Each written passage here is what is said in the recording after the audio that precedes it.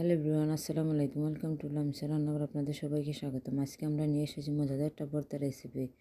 আমাদের সিলেটের জনপ্রিয় একটা ভর্তা রেসিপি, লাই পাতা ভর্তা রেসিপি। আমি প্রথমে প্যানে একটু তেল দিয়ে তারপর 4-5টা শুকনো মরিচ ভেজে নেব।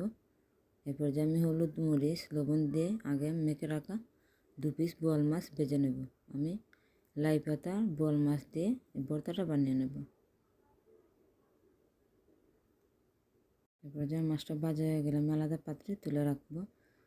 তারপর আমি এখানে লাই পাতা নিয়েছি, এগুলোকে ভালোভাবে পরিষ্কার করে নেব। দেখব আমি কোনো পোকা আছে কি না। তারপর সবগুলো পাতাও আমি পরিষ্কার করে নেব।